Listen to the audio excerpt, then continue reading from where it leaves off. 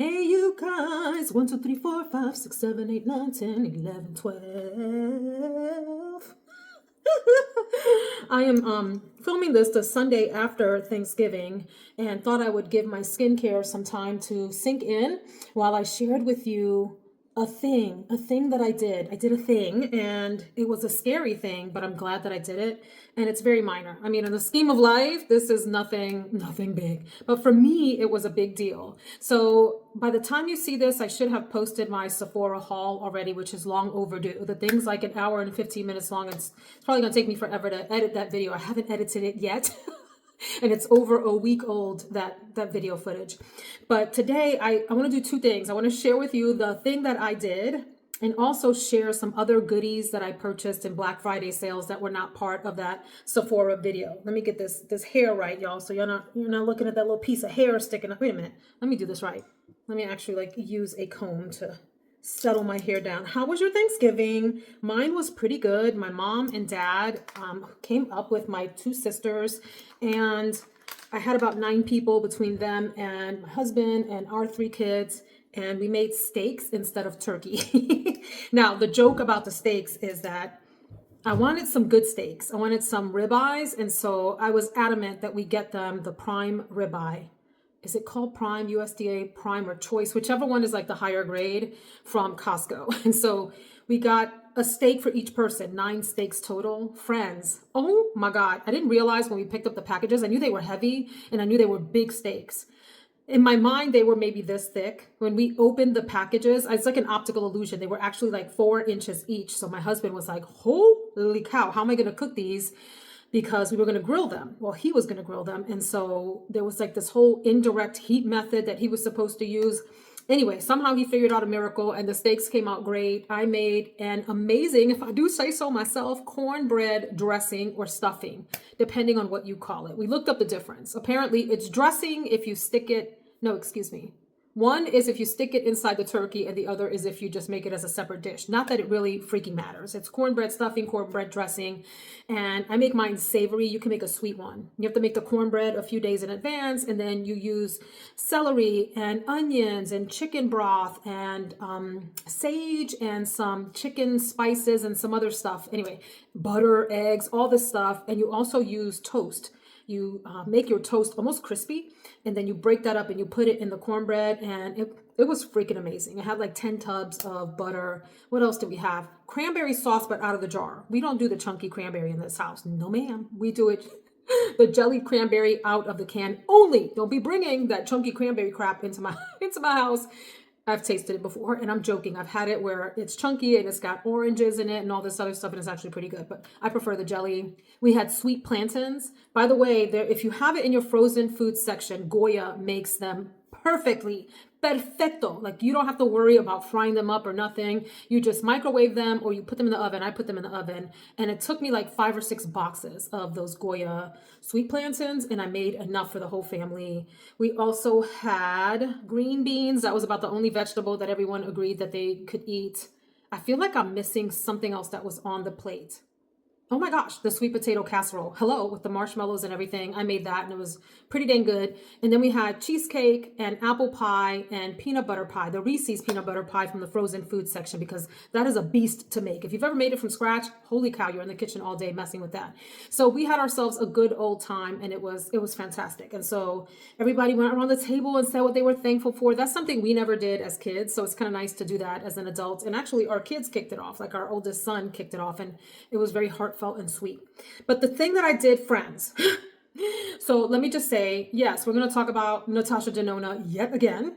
I have an obsession. It is a straight up unhealthy obsession with her eyeshadows. I love the formulas. I think that the mattes are nice and pigmented and creamy. They're not the easiest to blend out because they are so pigmented, so you have to know how to work with the formula, but they are phenomenal. Her shimmers are great, her metallics, and she's got these duochromes. I'm not a big fan of duochromes. That means a shade that shifts colors. Like, you put it on, I'll show you some in a minute, and then it might look purple, but then if you turn this way, it looks green. I have this thing, guys, where I'm starting to film, and every time I start to film, there's a hair from my head that's like in my eye or on my nose, and it drives me insane. It's like a gnat buzzing in your ear. It drives me cuckoo.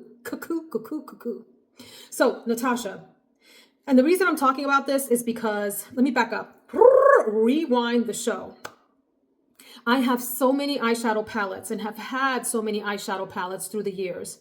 It is really exciting for me to open up a new eyeshadow and dig into a cool touch formula where it's creamy or buttery or even a dry formula. I love the textures. I love the tactile experience of dipping my fingers into a new eyeshadow, rubbing it, and then swatching. There's just something, it's so satisfying to me to do that. I love the colors. I love looking at how they go together. Not all colors look good on me, which is leading into what I'm about to say in a minute here. And I've purchased so many from the drugstore. I've purchased high-end and I've purchased luxury eyeshadows. And there are wonderful formulas across all three. I personally, today in 2024, going into 2025, at this middle-age stage of my life, I am moving more toward high-end and luxury, more so because of the package than formula. There are some beautiful formulas at the drugstore too, but I find, I'll show you an example. Okay, so this is an example from a blush, not an eyeshadow, but the point still stands. So here's a Wet n Wild blush, lovely blush. This is in the color, Keep It Peachy. Wonderful little color, but I get really tired of handling these plastic cheap looking packages, okay? Nothing wrong with the formula itself. I mean, it doesn't last the longest, to be honest with you, but that's not a drugstore thing. That's just this formula thing. It's much more fun and interesting and from a tactile perspective, exciting for me to open this, which is nicely put together. This is a Pat McGrath eyeshadow. It's got the beautiful embossing. Now, mind you, over time, that embossing goes away as you dig more into the product. Or here's another example, Physicians Formula. I still have this blush and use it, and it's really, really great. This is, what do you call the Butter Blush in Mauve Mattes. And sidebar, a nice thing about this blush is you can get different looks if you press in different parts. If you want something a little bit lighter and peachier over here, you want something a little more deep rosy, like almost fuchsia-ish, you can go over here, so on and so forth, which is a nice thing. Look at the pretty little embossing. However, this little plastic package is a lot less satisfactory to handle than this hourglass package, which just feels a little bit more luxe to open up than this one. That's all, okay? So where was I going with all of this? The Natasha formula is my favorite by far. Also Sydney Grace. Wait a minute, I'm all over the place. Excuse the chaotic nature of this video. I have mentioned before that if I could only take one makeup palette from my collection to a deserted island, it's actually not a palette. It's my collection of single eyeshadows from Sydney Grace that I purchased and curated. All of these shadows look freaking amazing on me. I love all of these colors, all of them. I could play in this endlessly, okay, and be totally satisfied. I love the Pat McGrath formula too, but I have moved away from purchasing Pat McGrath eyeshadows. I don't have some here to show you. They're in the filming room, but I always find, at least, let me start that sentence again. Me and Pat are a thing of the past, and here's why. Those eyeshadows have so much glitz and glamour and evening-esque nature to them that I have to be doing something super special or wanting to do like a funky look to film to really take advantage of the whole palette with all of the glittery shades and the va-va-voom and the sparkly arcly, as Alicia Archer says on her channel, nature of those shadows. And the packaging is fussy to handle. You know, for example, these are beautiful packages. This is like a little, almost a, look at it, it's breaking apart. But you know, you have to go through all of this. And I know some people take these out and then they display the case like behind them on their beauty shelf and just leave this part. But maybe I should do that. I don't know. It just feels wrong to me. But this is a fussy palette to use, you know? And so anyway, these are the shades that I'm talking about that can get really, really challenging to use because they are so fancy. Like these are not everyday palettes. Could you do everyday looks out of like these colors here? Absolutely, absolutely. But anyway, they're heavy, they're fussy. You need to mean to use them. They're so beautiful, so beautiful.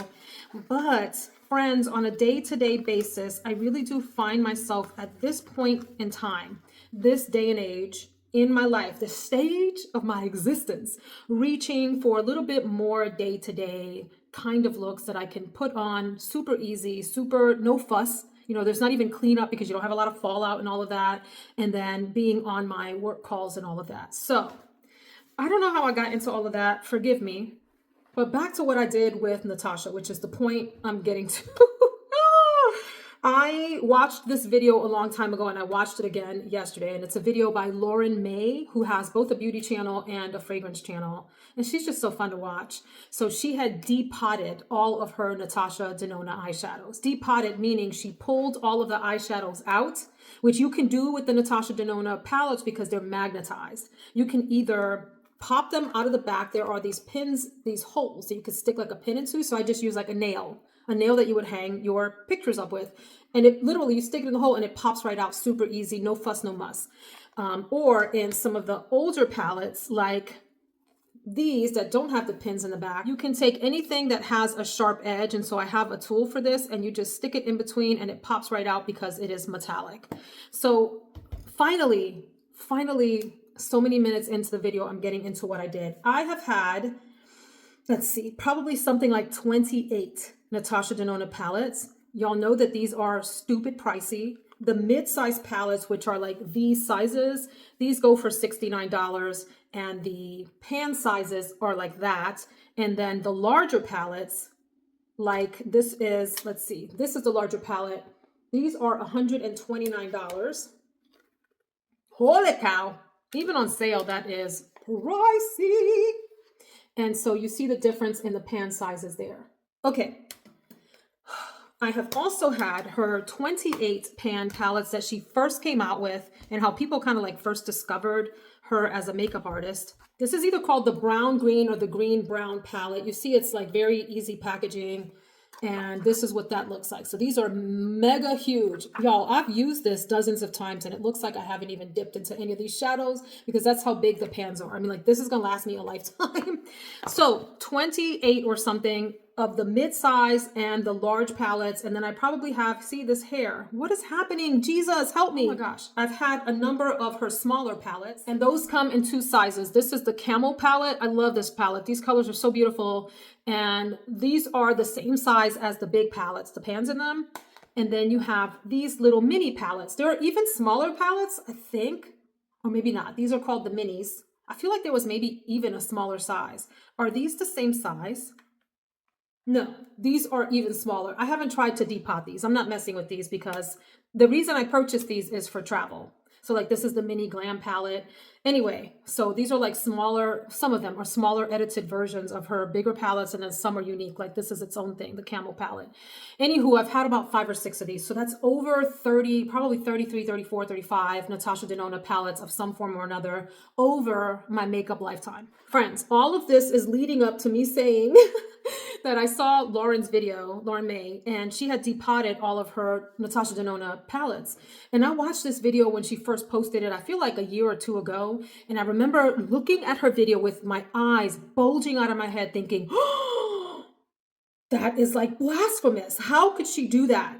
How could she destroy these beautiful color stories that Natasha Denona has put together? Because one thing about the Natasha Denona palettes is they are designed so that you can use them in quads, like they're carefully curated. You could use these 4 for a look, or these 4 for a look, or you can use an entire row, or you can use any diagonal anywhere in the palette, and you have colors that look good together. I mean, maybe you don't want to use them together, but they're designed to like the tones go together and all of that. So these are really super carefully curated.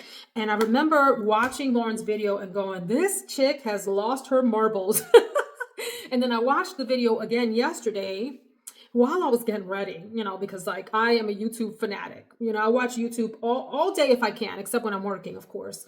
Anyway, and I watched the video again and I was like, what would happen if I did that? What if I depotted my Natasha Denona shadows and rearranged them into different formations?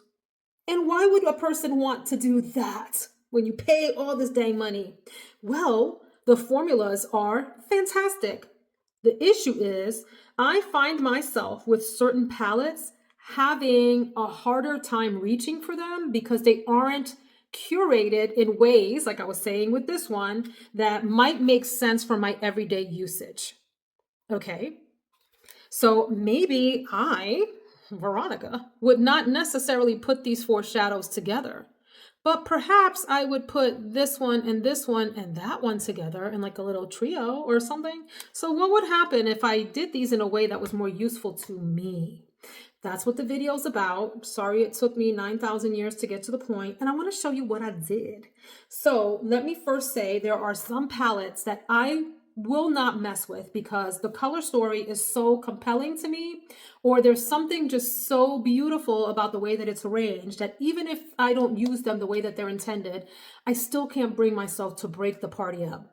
You know, I feel like the police officer that comes to knock on the door when all the kids are having fun inside and, you know, they're living their best life. And I'm like, excuse me, I got a call that it's too loud in here. We need to quiet things down. And all the kids are like, boo.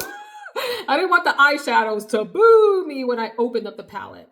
And I will also say that I've only done this with the large palettes so far. I haven't done it with the mid-size palettes. And here's why. Here's the other thing that sparked this whole thing. This is bananas. So Black Friday sales are still going on. One of the items that was on sale on Sephora is one of the midi palettes that I have already given away because although I liked the palette, the color story didn't always work out for me. So this was the My Dream palette from Natasha Denona.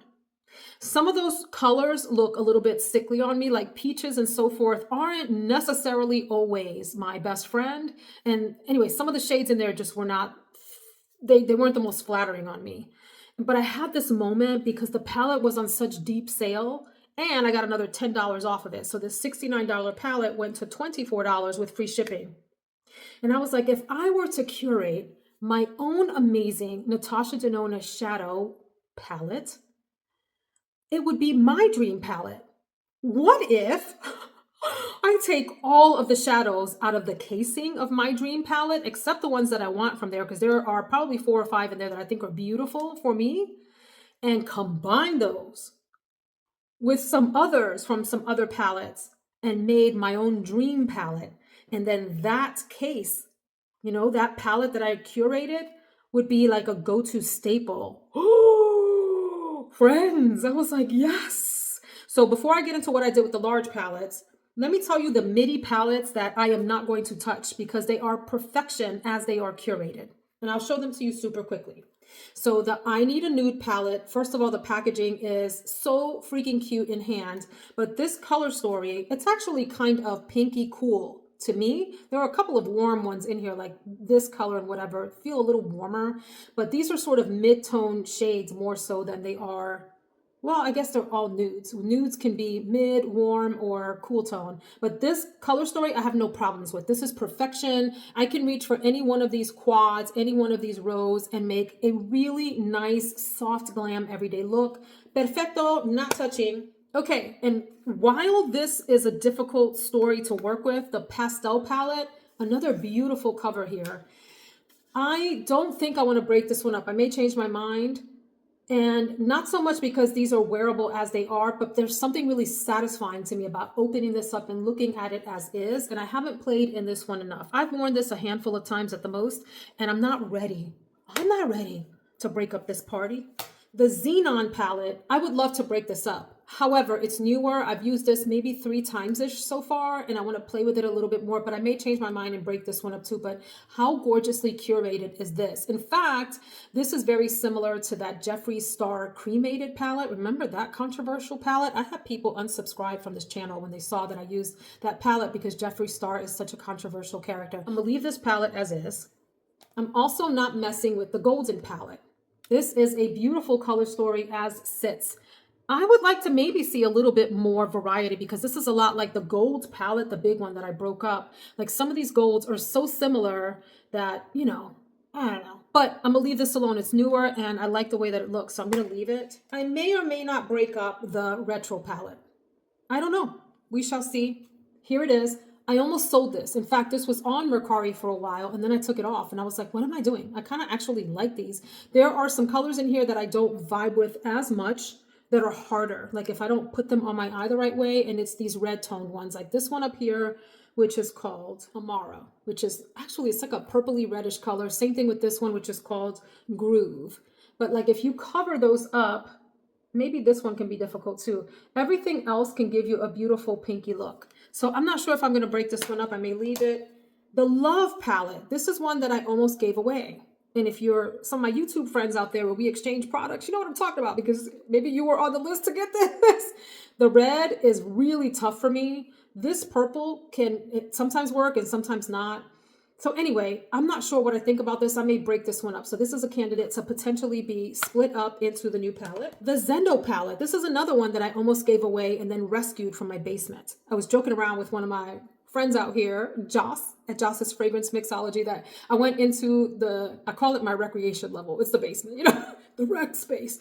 And I have these boxes where I have products that I intended to sell or give away.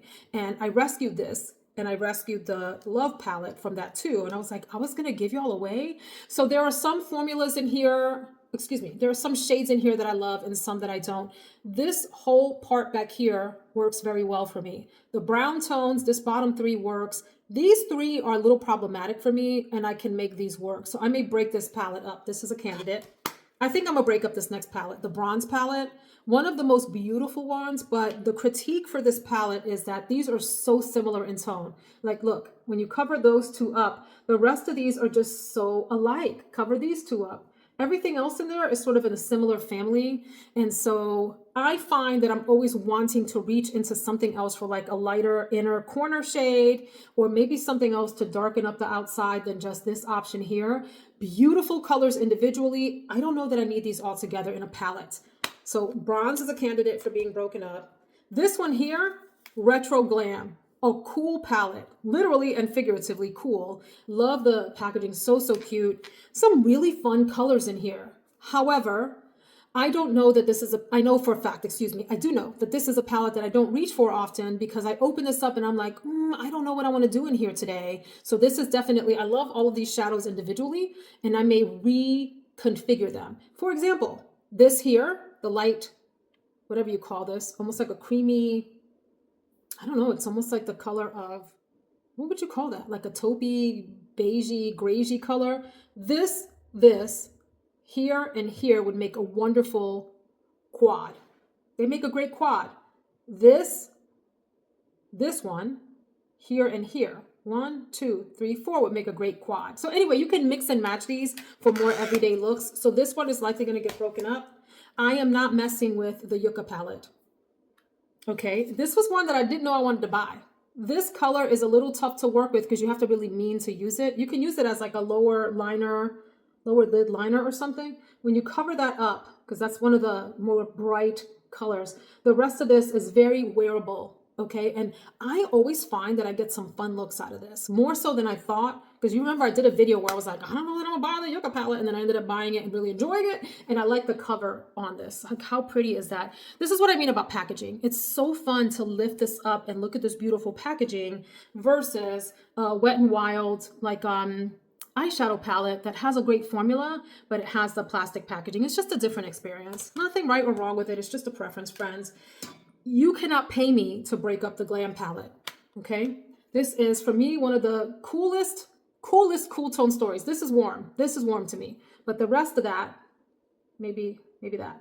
That's super cool toned. And I always get a really easy wearing look. I can make it day to day, or I can make it glam out of here. So there's nothing wrong with this palette that bothers me at all.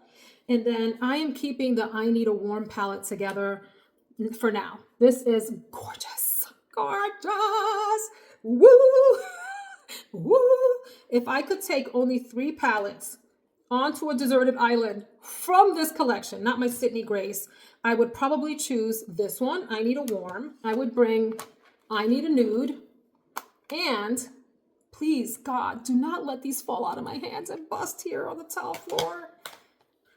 I would take Xenon for glam. Like this combination here, you can tell me nothing on a deserted island. I'd be sitting on that beach, burnt up from the sun, drinking my coconut water, hair all frizzy and mattified, and looking fly as hell with my beautiful eyeshadow on. I'll be cute, okay? Okay, how far are we into this video? And I'm just now getting into telling you what I did with the Natasha Denona shadows. I'm gonna have to break this up, okay, and show you my other little haul items in another video. Otherwise, this will be stupid long. Whew. So of the big eyeshadows, what I did not mess with, I could not bring myself to mess with the Triochrome palette. This is what I mean by dual, what did I say? Duochrome. You see how the shade, even on the cover, goes from like this silvery aqua bluish to purple. It shifts. That's what happens with the duochrome shades. So these three in the middle are duochrome. Of course, I can't get them to do it here, but you see how like this one goes gold to green, depending on what angle you look at it on. Same thing with these. These are supposed to shift. They're not doing a good job shifting here. But even though this is a difficult color story to like curate on the eye, it's curated for you. So I tend to stick to what she's done. Like I'll use these four together, or I'll use these four together, or these four, or whatever. And I will figure out the look. There's something very aesthetically pleasing about the layout of this palette, and I don't want to mess with it. Even though I don't reach for this often, when I reach for it, I get some pretty fun looks that I'm satisfied with. So Triochrome palette, you slay and stay. Nobody is messing with this baby. My Biba palette, which she says is neutral, I don't think it's neutral. I think it's very warm, very warm. This is a very warm palette to me. And then some cool tones up here. This is perfection for me in an eyeshadow palette. I used this for my wedding. I stuck into, I think it was just this top row here that I stuck to for my wedding. And I thought it was a beautiful look. So nobody's messing with this palette. This is staying as is, perfection. If I could only take one palette on the deserted island with me, it would probably be this one. If I could take a combo, it would be those other three.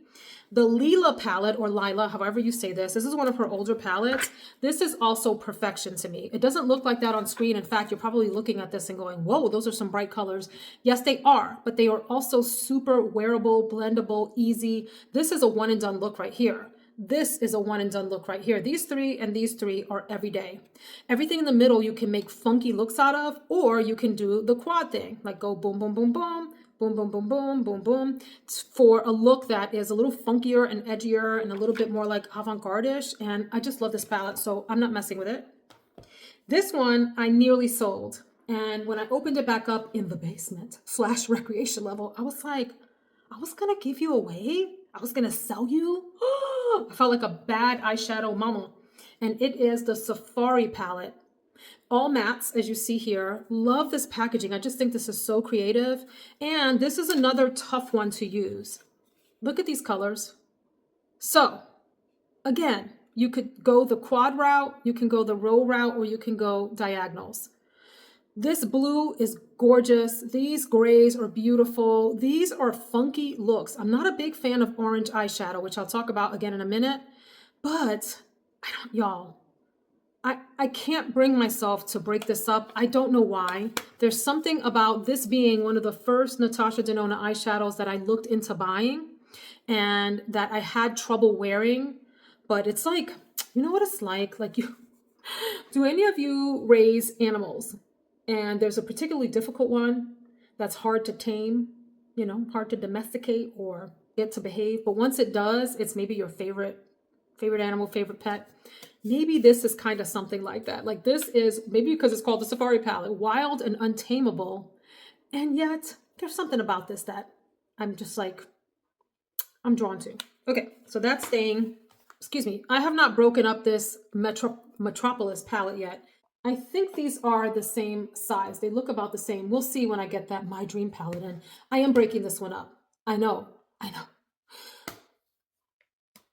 That's like a crime or something.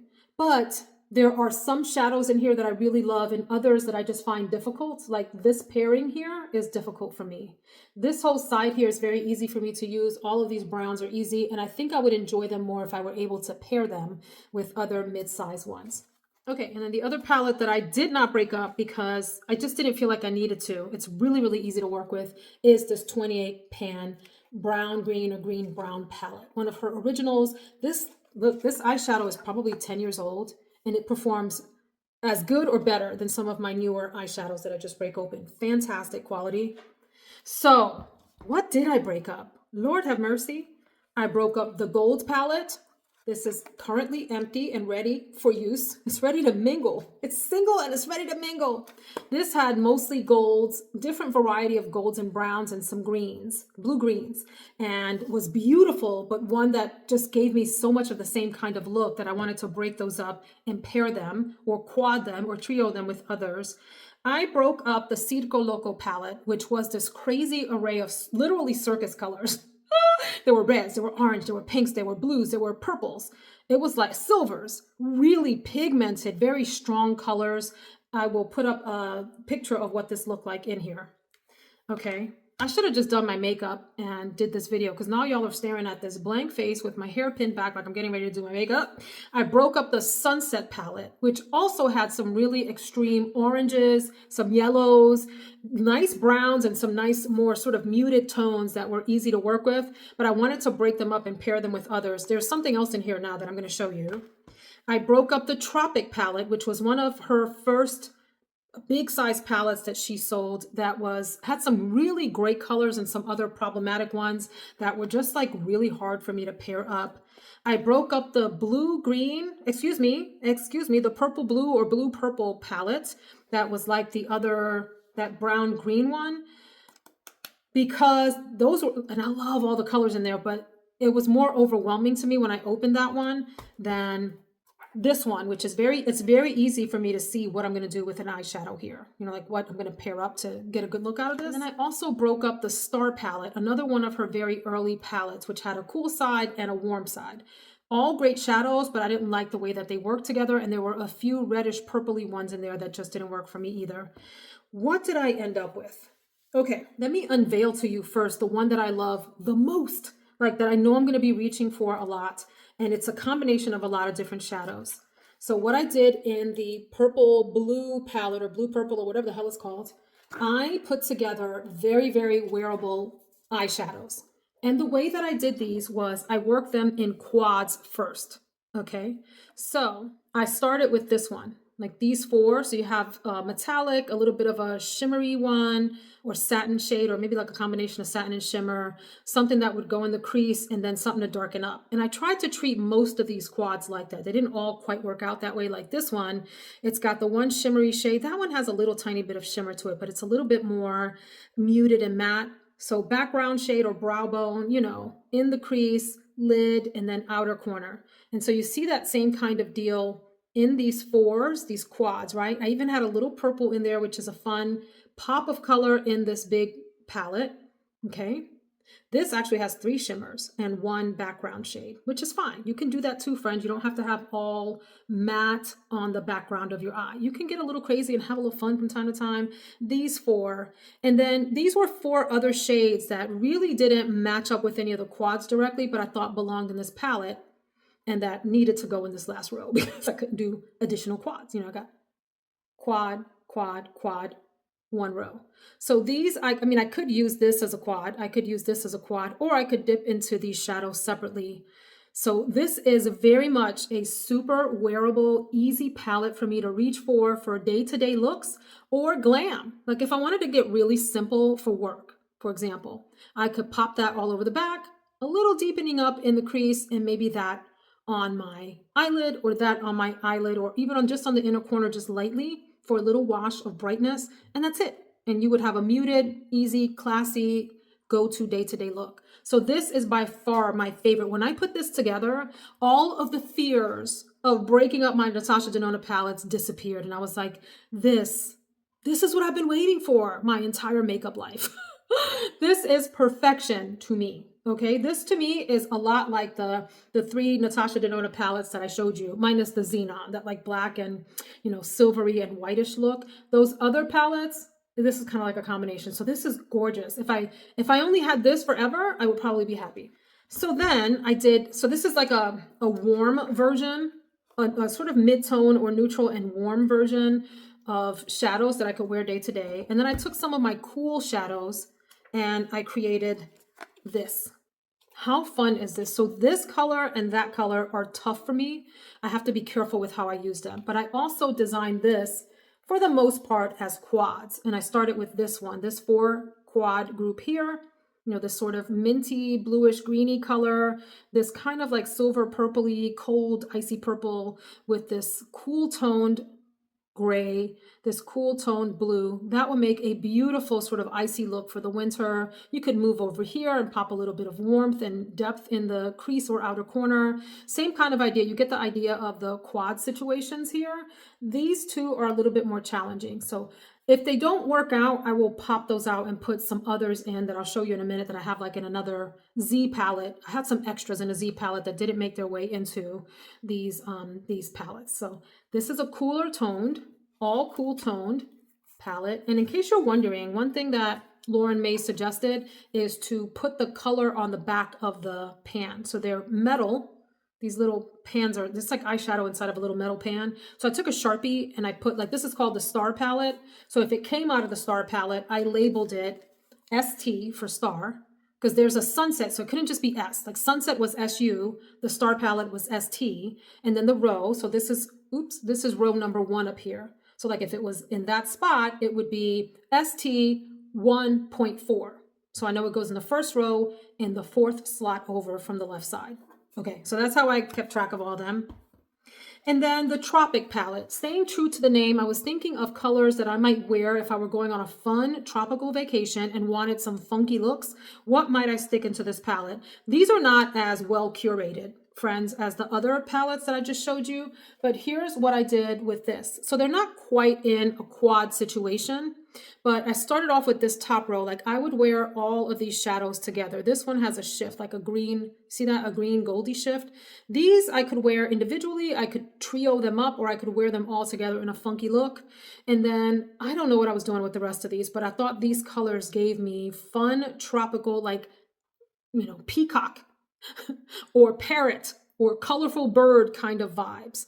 So I put those all together in the Tropic palette. And then I was thinking if I was on vacation and wanted a fun, funky nighttime look with some deeper colors, what about the Sunset palette? So this is one that I broke up, and here is what I did. These are a bit more carefully curated than the palette I just showed you. So, and these are curated by rows. So I would wear this entire row together in a funky look. This one.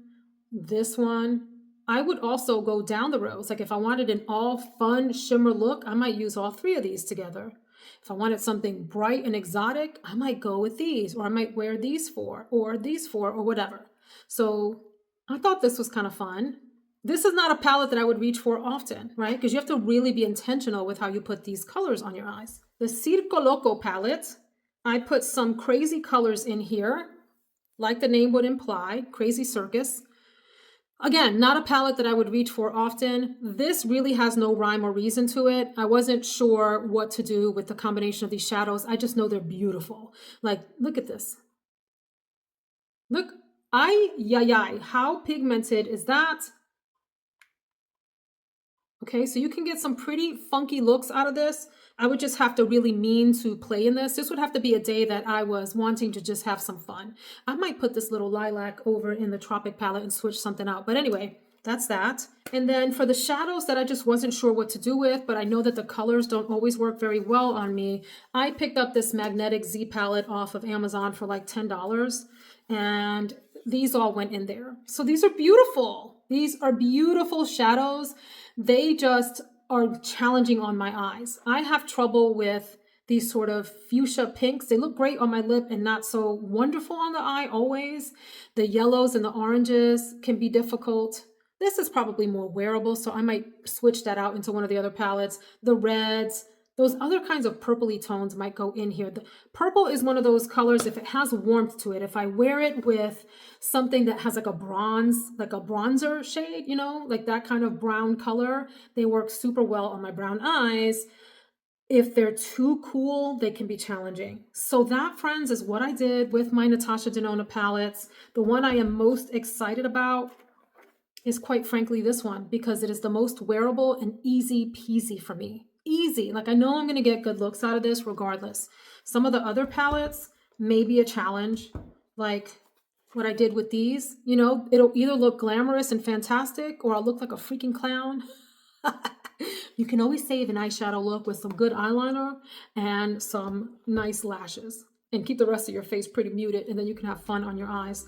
So what do y'all think of my Natasha Denona experiment? I'm really excited.